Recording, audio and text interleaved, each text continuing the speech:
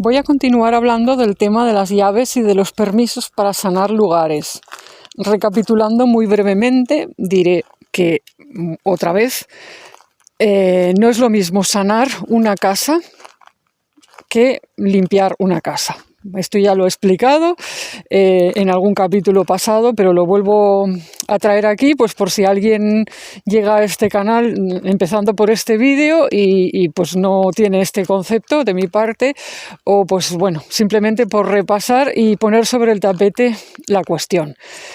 Limpiar una casa puede hacerse más o menos fácilmente, entre comillas lo de fácil, porque dependerá del caso y bueno, pues puede haber muchas personas que tengan los medios, las maneras de hacer una limpieza energética de una vivienda. Pero la sanación, al menos desde mi punto de vista, siempre es un proceso muy integrador de diferentes niveles y aspectos de la existencia y que va a las raíces de un problema. Es decir, no es solo barrer o limpiar una casa en el plano energético, sino ir a las raíces de un problema que se está dando allí. Entonces, ¿por qué se necesitan permisos y por qué estoy diciendo en el capítulo anterior especialmente, que es que he empezado a hablar de eso, por qué estoy diciendo que hay autoridades que no son visibles, son espirituales y en ocasiones no humanas, que tienen voz, voto, jurisdicción y digamos, el poder de permitir o de dar acceso a una sanación de vivienda o no? Bueno, pues como he explicado en el capítulo anterior, pero aquí lo digo en dos patadas, es que esto tiene que ver con los dueños no visibles, los dueños espirituales de un lugar, o las presencias o entidades que, con permiso divino, están viviendo allí. Entre otras cosas tiene que ver con esto, pero hay más cosas. Hay más cosas que son las que vengo a comentar. Porque, bueno, pues el tema de los permisos y de las autorizaciones es muy amplio.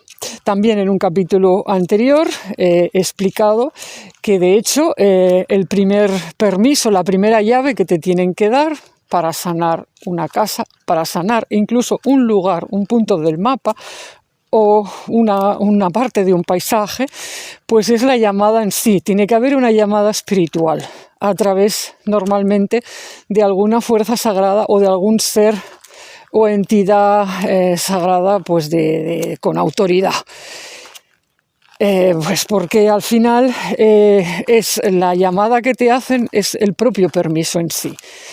Volveré sobre este tema porque además he visto recientemente una película japonesa maravillosa en la que sale expresado de una manera súper poética todo esto. Y digo, anda, mira, qué bonito, y están hablando de lo que yo estoy hablando, así que bueno, que volveré sobre este tema y de hecho le dedicaré un vídeo aparte a esa película, que estará dentro de esta serie. Y digo, mira qué bien, porque pues me gusta además que las series temáticas tengan su propia película. Y bueno, pues esta será la película de esta serie, que ya, como digo, pues lo haré en un vídeo aparte para no andar mezclando temas y para que quede bien destacado y accesible la cuestión de esa película. Pero bueno, ahora voy a volver con el tema de las casas o de los lugares que están, dentro del ámbito de lo sagrado o de lo consagrado. Casas, viviendas que están en un lugar pues considerado sagrado desde la antigüedad o que han sido construidas sobre lugares de culto antiguo o pues antiguas ermitas, templos, iglesias, etc. Y bueno, vuelvo sobre este tema porque es bastante amplio y me he dejado cosas sin decir, y ahora pues vuelvo con el tema de los dueños no visibles de un lugar y los dueños no visibles de una casa. Porque pues en el anterior capítulo he mencionado sobre todo a los dueños, digamos, que podrían ser entidades tipo muertos que están habitando allí, muertos con autoridad, muertos del pasado, que eran nobles o reyes y tal, y que a veces se quedan en un lugar ejerciendo una autoridad en la sombra, pero sobre todo hablé de los espíritus de la naturaleza. Espíritus de la naturaleza que pueden estar habitando alguna casa o alguna vivienda, alguna propiedad que alguien haya comprado y con los que puede surgir alguna clase de desencuentro. En su momento pondré algún ejemplo más de todo esto, pero bueno, voy a seguir, digamos, con la parte teórica para no perder el hilo. Y bien, ahora voy a hablar de dueños que no son espíritus de la naturaleza y que no son muertos. Voy a hablar de qué pasa, por ejemplo, si tu vivienda está construida sobre un lugar que antiguamente hubo una ermita cristiana, por ejemplo, o en una montaña donde pues había varias ermitas y digamos es un lugar sagrado y entonces tú vas y te compras una vivienda allí en un sitio pues que sí, que era antiguamente terreno eclesial o terreno dedicado pues eso a la vida eremítica y cosas así. Pues porque puede haber muchos casos, pero aunque parezca minoritario, pues hay más casos de estos de los que parece. Lo que pasa es que la gente no se suele fijar en estas cosas o suele pensar que no importan, suele verlas solo como algo, mira, qué exótico, qué bonito, qué interesante. Me compro una casa en un lugar con historia. Bueno, ¿qué pasa en un lugar de estos? Bueno, un lugar de estos normalmente es un lugar que fue consagrado hace tiempo. Normalmente estamos hablando de hace siglos, porque cuando estamos hablando de una ermita, de una iglesia o de un lugar consagrado que digamos que fue destruido o semidestruido o abandonado y luego reocupado, en fin, pues estamos hablando de cosas muy, muy, muy antiguas. Si fuera reciente, pues estaría en pie, me explico, exceptuando los casos en los que hubo destrucción en la guerra civil y que no se hayan reparado y no, bueno, estoy hablando pues de muchos casos que son cosas pues bastante más antiguas. Entonces, ¿qué pasa? Cuando un lugar se consagra, esta consagración no se borra, excepto que alguien haya ido a borrarla y ya, bueno, que me diga alguien de los que escuchen este vídeo cómo se hace eso. Es decir, ¿existe esa posibilidad? Yo creo que no. O sea, creo que no, es decir, bueno, por lo menos no se habla de eso en la iglesia. O sea, nadie está dando allí clases o información de cómo desconsagrar un lugar que fue consagrado, por ejemplo, pues a la Virgen María. Por ejemplo, la Virgen María o una entidad sagrada femenina madre, benevolente, ayudante, que viene del cielo, se aparece en un espino o en una encina. Por ejemplo, en un lugar de España, que bueno, en España hay montones de apariciones de este tipo, en encinas, en espinos, en robles, bueno. Si uno se pone a mirar un listado de apariciones marianas, que yo lo he hecho, tengo una investigación sobre estas cosas, encontrará que hay cientos de apariciones en el espacio de lo que llamamos naturaleza y que muchas de ellas han sucedido, pues eso, en espinos, en robles, en encinas, bueno. Entonces pongamos que allí se apareció algo, un ser sagrado de algún tipo y bueno, la iglesia luego dije, vale, vamos a construir aquí una ermita, un templito y tal. Bueno, eso no se deshace. No hay manera humana de que nadie vaya y diga voy a borrar esta realidad. En primer lugar, porque cuando tienen lugar apariciones sagradas, apariciones o hechos, digamos, sobrenaturales, eso no está en la mano humana borrarlo y decir no sucedió. Y cada evento de estos que sucede, pongamos, por poner un ejemplo universalmente conocido, Lourdes, ¿tú qué te piensas? ¿Que se va a poder borrar lo que sucedió allí? Al margen de lo que sean tus creencias, esas apariciones impactaron en la energía del lugar. No son solo visiones que tiene un vidente y se quedan dentro de su cabeza y ya está. Las visiones que pueda tener un vidente y que se queden dentro de su cabeza también existen, pero normalmente no dejan una huella o un impacto de esa categoría en un pueblo y en un paisaje, porque tú puedes tener todas las visiones que quieras y todos los sueños que quieras, pero bueno, luego pues si tienes una vida medianamente normal y a tu lado no suceden milagros y la gente no viene más a rezar y se dan, yo qué sé, conversiones y no sé qué, bueno, pues vale, tus visiones son válidas para ti y te sirven a ti, pero ya está. La energía del lugar no ha cambiado, me explico. Pero a veces se producen lo que son irrupciones, entradas a este plano de seres sagrados desde otro plano. Y entran efectivamente. Entonces, cada vez que se abre una puerta de estas y cada vez que aquí entra algo, energía X, estoy hablando ahora mismo, todo el tiempo estoy hablando de energía de buena intención, quiero decir, energía que viene a ayudar. No me voy a poner a debatir si eso no es, si se le llama así, si se le llama así, porque hago estos vídeos tratando de que los pueda escuchar cualquiera desde cualquier religión. Así que cada quien que le ponga el nombre que quiera. Por poner este ejemplo, vuelvo a decir, cuando una cosa así se produce y hay un impacto en la energía del lugar, hay unas puertas energéticas o dimensionales que se han abierto y se produce una marca, un cambio inclusive a veces de categoría en el paisaje. Es decir, normalmente las apariciones, las entradas en este plano se realizan por puertas preexistentes y de manera ordenada, de manera que lo que entra por ahí es una energía sagrada o un ser sagrado cuyas cualidades y virtudes tienen todo que ver con las cualidades y virtudes de ese punto de la Tierra. Que como ya comenté al principio de esta serie, los diferentes puntos de la Tierra son parecidos a los diferentes puntos del cuerpo humano y cada uno tiene su cualidad y su virtud. Entonces, los seres sagrados, cuando vienen de Dios, vienen en el orden, no en el desorden. Por así decirlo, un ser sagrado, ya se trate de la madre o un santo, lo que queramos pensar, un ángel, lo que sea.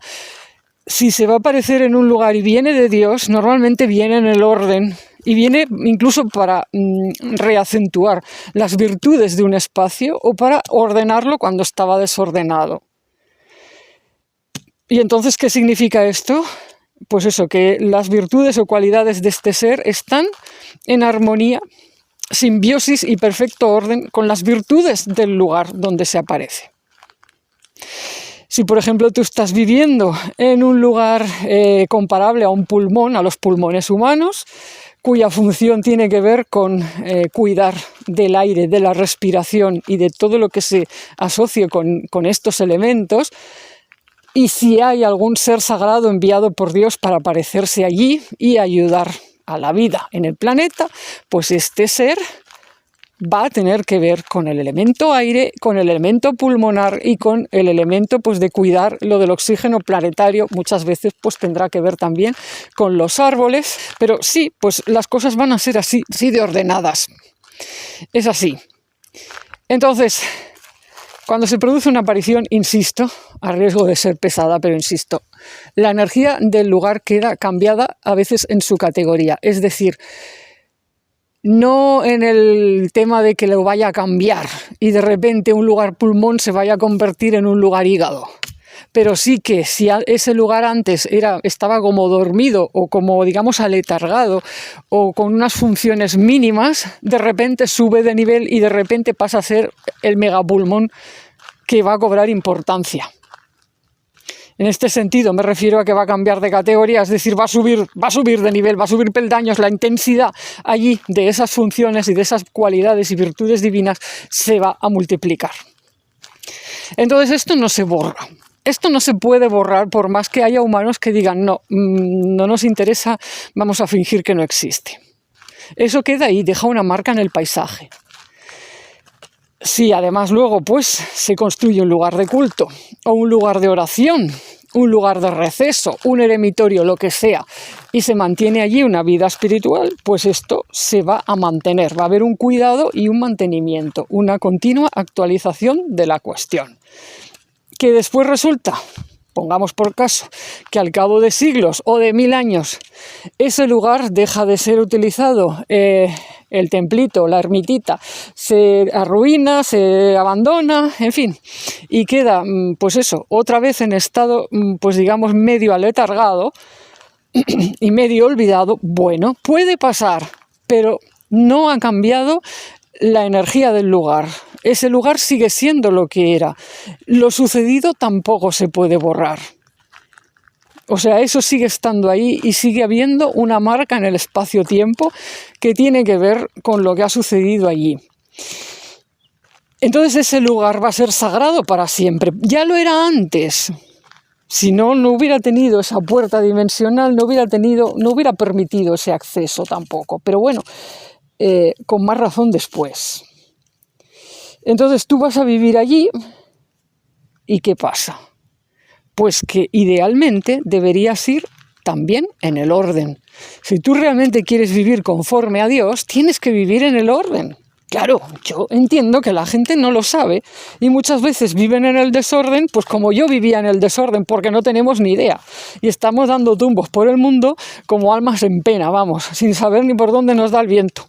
No sabemos ni dónde está el norte ni dónde está el sur, en el plano espiritual me refiero. Entonces, bueno, tenemos mucho desorden, pero idealmente las cosas deben hacerse en el orden. ¿Y qué pasa? A veces que nuestra intuición o las señales que recibimos, las circunstancias que vivimos, a veces nos llevan a vivir a un lugar donde pues se espera que ayudemos con nuestra vida allí a que se mantenga el orden sagrado de ese lugar, o que se cuide, o incluso que se restablezca. Entonces, si tú, por ejemplo, de repente tienes mucho dinero, has tenido la oportunidad de comprar una antigua parte de estas sagradas, una antigua ermita, un antiguo no sé qué, un templito de no sé dónde, o un lugar donde hubo un santuario anterior, precristiano y tal. Has tenido, digamos, el dinero, has podido comprar esas parcelas, esas tierras, y estás teniendo problemas. Plantéate que es que a lo mejor no estás de acuerdo, o sea, sincronizada, armonizada y en orden con lo que se respira allí o debería respirarse allí. ¿Por qué? Bueno, pues porque es que ese lugar tiene dueños. O sea, tiene dueños, es decir, el dueño absoluto y final es Dios. Pero si Dios envía allí o envió allí en el pasado, por ejemplo, pues a X entidades o seres sagrados que se aparecieron allí, por lo cual se construyó esa ermita o ese tal, ese lugar es suyo. O sea, es suyo visto desde el plano espiritual, claro. Entonces, tú puedes tener los papeles de compra y puedes decir, yo soy el propietario, yo soy la propietaria, pero en el plano espiritual eso no es verdad. Tú no eres propietario de nada. Los lugares sagrados no tienen propietario en la tierra. Es decir, no se pueden comprar con dinero. El propietario en la tierra es un concepto que da la risa en el cielo, porque todo es de Dios. Lo que puede haber en la tierra son administradores, trabajadores al servicio divino que dicen, vale, Dios nos encarga que cuidemos este sitio, o me da la oportunidad de estar cuidando este sitio. Algo así, pues como cuando había un templo o un lugar sagrado y había alguien a quien se le encargaba que fuera guardián del lugar, un guardián que cuidaba el sitio, que lo mantenía en funciones y vigilaba pues que las cosas estuvieran bien. Que esto pues en las tradiciones chamánicas indígenas antiguas también existía. Había lugares sagrados en la naturaleza que tenían sus propios dueños, seres espirituales, pero a veces se le pedía a un chamán o a una chamana, bueno, vigila ese lugar, vas a ser su guardián. Y es un trabajo que uno toma en una actitud de servicio, pero nunca se puede considerar propietario de nada. ¿Propietario de qué? ¿Pero de qué me estás hablando? ¿Vas a ser tú propietario de una porción de cielo? ¿Vas a ser tú propietario de una puerta dimensional por la cual se apareció, qué sé yo, la madre o San no sé quién? O el ángel Miguel. Sí, hombre, claro. Eso no se puede ser propietario de eso. O sea, bueno, claro, por supuesto en la Tierra hablamos en estos términos y bueno, pues a veces se dan esas circunstancias, pero, insisto, desde el plano espiritual se te considerará administrador y si has podido comprar eso es porque se te ha permitido con la esperanza de que hagas algo positivo con el lugar, que contribuyas a mantenerlo, que lo restaures o quién sabe si hasta que lo devuelvas a sus funciones originales. Es decir, que lo devuelvas a la función de cuidar y preservar la vida espiritual, las oraciones, la vida religiosa, etc. Es posible. que se espere eso, o que por lo menos lo que hagas allí no sea dañar el lugar o ir en contra de sus principios. Entonces, bueno, esto es así y es verdad, incluso aunque se trate de un lugar sagrado en el que no haya habido aparición alguna. Sería un lugar de esos consagrados de los que hablé hace varios capítulos, que dije que los había de dos tipos. Uno, digamos, pues por diseño divino, o sea, porque Dios lo quiere y aquello se manifiesta así, y hay otros pues que es porque el ser humano dice, bueno, por ejemplo, se amplía una ciudad, se construye un barrio nuevo y entonces dicen, bueno, aquí hay que poner un templo, una iglesia, una mezquita, una sinagoga, pues para atender las necesidades espirituales de esta gente. Y entonces se construye allí eso. No porque se haya aparecido nada, insisto, ni porque alguien haya tenido un sueño, una revelación diciendo aquí hay que hacer este templo de esta manera o este lugar. No tiene por qué, pero cuando se hace algo así, igualmente ese lugar es consagrado. Normalmente, o sea, hasta donde yo sé, por lo menos en la Iglesia Católica, se construye un templo y hay una consagración. Ese lugar no se considera pues, como tu casa o como la mía. Ese lugar recibe una consagración que se hace a través de pues, una serie de ritos formales. Y bueno, yo no sé muy bien de otras religiones, pero hasta donde sé, creo que todo lugar donde se reúnen los fieles a orar está consagrado a su manera, pues por las autoridades de cada religión. Y hasta donde sé también, en los cultos precristianos, en las religiones, digamos, paganas, los lugares sagrados, cuando no se trataba de lugares, espacios en la naturaleza, sino de que, bueno, de que tú estabas, pues qué sé yo, construyendo pues un pequeño santuario, ¿no? Digamos en las afueras del pueblo, o incluso un asentamiento sagrado cerca de tu casa. Bueno, si tú estabas haciendo algo así, también eso se consagra de alguna manera, o sea, hay allí una serie de ritos, de palabras, de oraciones, de canciones, lo que sea, dibujos, marcas que se hacen, bueno, eso queda consagrado por mano humana, pero una mano humana que hace las cosas de tal manera que lo que está realizando es una marca de unión entre el cielo y la tierra, una marca de unión entre el plano sagrado y este. Entonces, eso se queda ahí, por las razones que he explicado hace un rato. Porque es lo mismo, aunque digamos, aunque la intensidad de la consagración sea menor, porque no ha venido, digamos, de manera directa por el dedo del cielo, es una consagración, digamos, de menor peso, pues porque la han hecho los seres humanos, digamos, desde su intención, desde su yo, pero es que igualmente eso es una marca y eso no se borra así como así. Yo, de hecho, en parte de las anécdotas y vivencias que tengo acumuladas en estos 22 años, algunas de ellas tienen que ver con lugares que fueron sagrados y consagrados, precristianos, por ejemplo, y eso pues puede llegar a causar pues influencias en este plano y conflictos, llamadas de atención, ¿vale?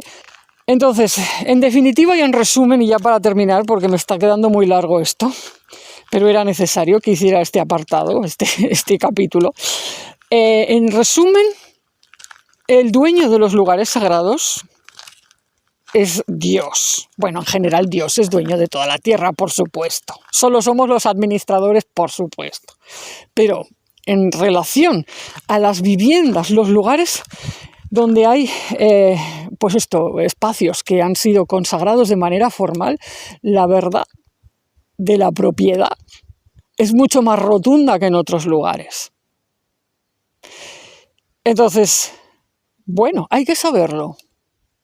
Hay que saberlo. Yo, de hecho, ahora, estoy viviendo en una zona sagrada y es una zona amplia del mapa, es una zona amplia. La zona que tiene que ver con todos los alrededores del Monte Teleno, que hablamos de una zona muy amplia, llana y con sus estribaciones montañosas y tal. Y este tema me lo he encontrado en innumerables puntos de esta geografía. La verdad rotunda de que este espacio fue consagrado hace milenios, por sus primeros habitantes, y fue consagrado a una serie de cualidades y virtudes divinas. Y esto no se ha borrado, no solamente no se ha borrado, Dios quiere que se viva la cualidad divina que corresponde a esta zona y que en las partes que está dañada, emborronada, olvidada, se repare eso. Por supuesto, claro, estamos hablando de tareas mayores que yo qué sé, que tardarán, qué sé yo, generaciones tal vez. Y bueno, pues yo solo soy aquí una hormiguita haciendo mi parte, ¿no? Pero este tema me lo he encontrado, pero es que yo he estado de visita o de viaje en otras zonas sagradas y ha sido exactamente lo mismo. Por ejemplo, puedo hablar de la zona del Montsant. El Montsant en la provincia de Tarragona, de mi país, o sea, de la península ibérica. En Tarragona hay una montaña sagrada, se llama Montsant, que con su etimología ya lo dice muy claro, porque Montsant es Monte Santo, ¿vale? Pero tú vas a esa montaña y te la encuentras llena de ermitas. Deshabitadas, sí, ¿vale? Pero te queda clarísimo que aquí, desde la Edad Media por lo menos, o antes, había ermitaños viviendo. Monte Santo. Pero es que si además vas como chamana, como fue mi caso, y te pones a sentir lo que hay ahí, a dialogar con los espíritus de la naturaleza y tal, tú te encuentras que esa montaña era sagrada desde antes del cristianismo. De hecho, es una montaña pues con abrigos y cuevas prehistóricas, y te das cuenta que ese lugar, pues sí, tiene una sacralidad, digamos, por diseño divino, que viene desde el principio, como digo, y que tiene, pues eso, unas cualidades, unas cuestiones divinas. O sea, esa zona está tratando de expresar una serie de virtudes. Entonces, ¿qué sucede? Si tú te vas a vivir allí, dependiendo de la casa que compres o de los lugares que compres, te vas a encontrar más o menos con todo esto. E incluso, aunque te compres una casa que no tenga aparentemente nada que ver con nada, ni cristiano, ni precristiano, ni de ningún tipo. Es igual, porque los dueños de todo el paisaje en sí, digamos los administradores permitidos, autorizados por Dios, los guardianes de ese paisaje, te van a venir a ver de un modo u otro, aunque sea a través de los sueños, a través de la consciencia, y van a ver si estás armonizado o no, para irte a vivir allí o para tener propiedades allí y a ver qué es lo que quieres hacer con tus propiedades allí. ¿Por qué? Porque los guardianes de esa zona, es decir, sus propietarios legales en determinado nivel, aunque el propietario final, pues por supuesto es Dios, pues van a pasarte el filtro, por así decirlo. Y van a intentar que la gente que vaya a vivir allí o estar allí, pues cumpla con una serie de normas o por lo menos esté armonizada en su alma, en su carácter, en su misión espiritual, esté armonizada con lo que allí se mueve. Y pues a mí me consta que hay una preocupación, por ejemplo, en el plano espiritual acerca de qué pasará ahora en las siguientes generaciones porque no quedan ermitaños y porque qué pasará con la sacralidad del lugar, quién estará allí rezando, como se ha venido haciendo, quién estará cuidando de esos lugares de oración y de silencio. Entonces se están realizando llamadas o búsquedas desde el plano espiritual para ver de encontrar pues candidatos que vayan a vivir allí o que cuiden de lugares allí o que están viviendo allí, pero que se les despierte de algún modo esa vocación. Yo no sé cómo está la cosa ahora mismo, pero estas son las últimas noticias que tuve hace unos años. Porque es una montaña con la que tengo cierta vinculación también, tengo ciertas historias, ¿no? Entonces, bueno, y así podría seguir hablando, porque cada lugar sagrado, digamos, de los conocidos o reconocidos que estoy hablando ahora, pues tiene lo mismo. Es que me lo he encontrado, como digo, en muchas partes. Inclusive esto es verdad para zonas sagradas de amplio recorrido y muy transitadas como pueda ser el Camino de Santiago, que no es un lugar en sí, pero sí es un camino en sí. Bueno, pues tú te vas a vivir al Camino de Santiago y tranquila o tranquilo que eso, o sea, es un decir, te van a venir a ver los guardianes de ese camino que también existen y se va a poner a prueba si estás en armonía o no con ese trazado, porque, oye, pues se va a intentar que las cosas se hagan en el orden. Porque, como digo, todo lo que viene de Dios intenta actuar en el orden. Del mismo modo que si tú eres médico y quieres estar bien con el cuerpo humano, pues tratas de, ¿cómo se llama esto?, respetar su orden y cuidar su orden, el orden del cuerpo humano. Y no te pones a operar un cuerpo para coserle una mano, qué sé yo, en la espalda. ¿Me explico? Las partes del cuerpo tienen que estar ordenadas y cada una tiene que poder cumplir su función para que todos estemos bien. Entonces, con los lugares sagrados es lo mismo. Y no, pues por mucho que uno diga, no, yo ahora esto lo quiero desconsagrar. Y si este es un lugar mano, pues quiero que sea un lugar pie. O si es un lugar mano, quiero que sea un lugar hígado. Pues mira, no lo siento. O sea, bueno, por poder puedes hacer lo que quieras. Te puedes dar de cabeza contra una pared también. Pero lo que vas a generar va a ser discordia, ruidos, tensiones. Vas a tener conflictos con los seres espirituales, con los guardianes del lugar, con los propietarios reales del lugar. Tú vas a estar esgrimiendo tu papel de propiedad. Oye, que yo he comprado esto, que soy el dueño, que soy el dueño, que soy la dueña. Bueno. Pero tú, ¿de qué vas? Te van a decir desde el otro lado, es decir, bueno, tú si acaso, espérate. O sea, a ti te estamos permitiendo que hayas comprado esto, vamos a ver cómo te comportas. Pero bueno, igualmente hay gente que sí, que va a vivir a lugares sagrados o que se compra propiedades en zonas sagradas y no está en el orden, no está en la armonía y todo lo que trae son líos o hace cosas incluso que van en contra, de frente y directamente en contra de lo que se espera, de lo que Dios desea para ese lugar. Entonces, ¿qué estoy queriendo decir? ¿Que esas personas van a tener tantos problemas que al final se van a tener que marchar, que van a enfermar y que van a morir? Bueno, en algunas ocasiones sí. Eso va a pasar. Y sobre esto también he visto casos. Lo que pasa es que suele tardar más de lo que la gente piensa, porque las cosas se van acumulando, ¿no? En algunos casos. O sea, insisto, esto es en algunos casos, en otros casos no. Porque claro, hay que ver cada caso y cada zona. Y tampoco está ahora mismo la naturaleza tan fuerte, tan poderosa, ni el planeta en tan buen estado como para que se levante la defensa en cada lugar sagrado para echar de allí a las personas que infringen las normas. Pues porque está la cosa mal. Es un poco, el planeta está como en estado medio de guerra, medio de asedio. Y no hay tanta disponibilidad de seres que estén peleando por ahí, porque además todos ellos, para intervenir en este plano, a veces necesitan un eslabón humano. Es que se necesita un eslabón humano muchas veces para hacer ciertas intervenciones. Y bueno, pues la cosa está complicada, pero igualmente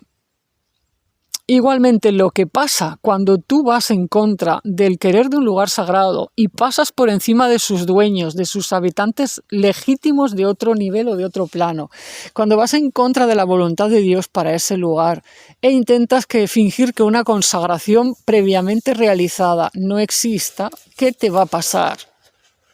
Pues que te vas a quedar sin energía de tierra, porque la tierra no te va a aprobar. El espíritu de la tierra del lugar, que lo que quiere es armonía, paz y que las cosas se cumplan y que se cumplan las normas y tal. El espíritu de la tierra de ese lugar te va a rechazar, se va a desconectar de ti. Entonces tú vas a pasar a ser un individuo flotante, que se desliza por los sitios, pero que no tiene raíces. Eso le pasa a muchísima gente.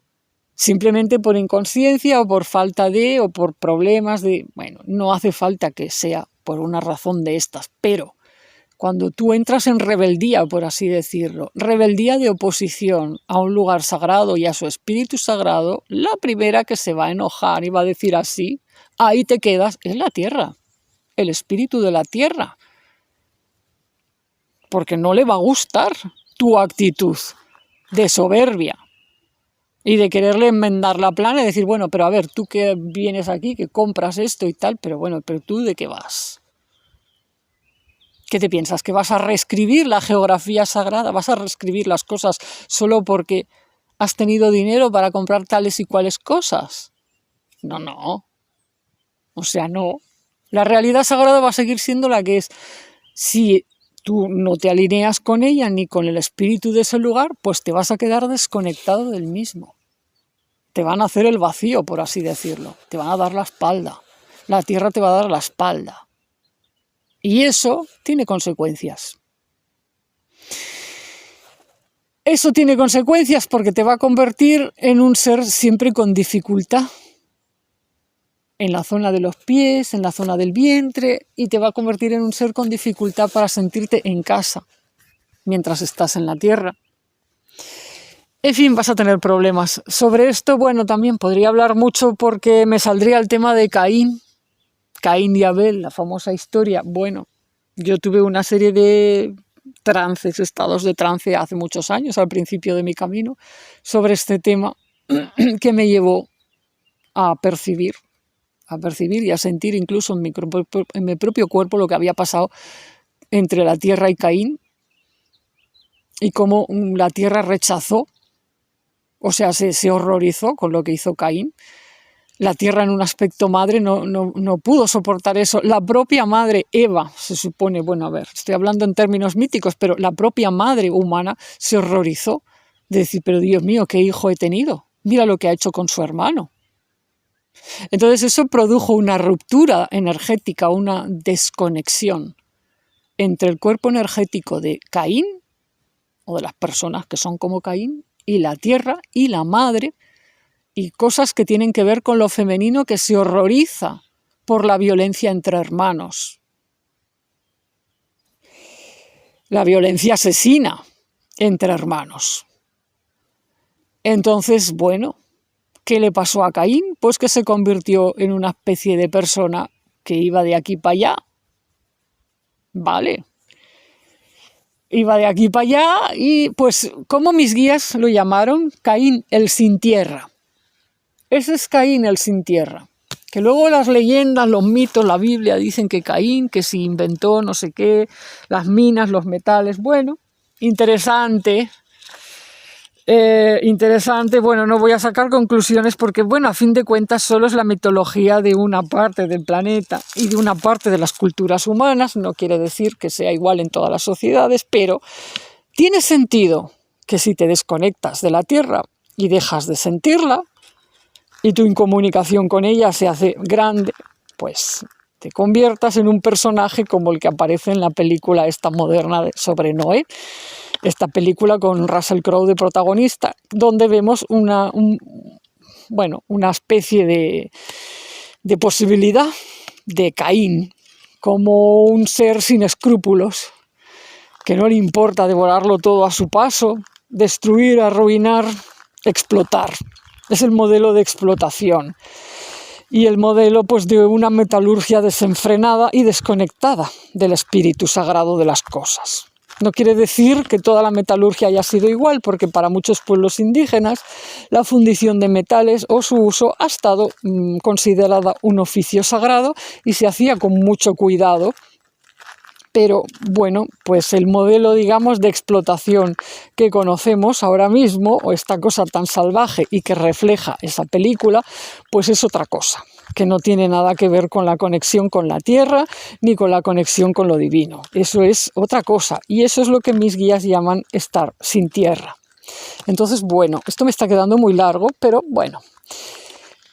Es para dar respuesta a las cuestiones, las pegas, las preguntas de personas que dicen, vale, estás diciendo que cuando no estás respetando un lugar y tienes conflicto con sus guardianes o con los espíritus de la naturaleza, estos te castigan, pero se ve en el mundo que esto no es así porque la tierra está machacada y no vemos que los causantes de destrozos ecológicos, por ejemplo, o de arruinar lugares sagrados, o de, en fin, todos estos responsables no vemos que les esté pasando nada. Bueno, pues aquí en este capítulo he dado un par de respuestas a la razón de por qué el castigo, entre comillas, o la justicia no se evidencia en la vida de todas estas personas. En primer lugar, porque el estado planetario en general es tan de guerra y tan de apuro que no hay suficiente personal para tanta desgracia. El personal del plano espiritual hace lo que puede, pero se necesitan eslabones en el plano humano para hacer intervenciones, digamos, intensas y a gran escala.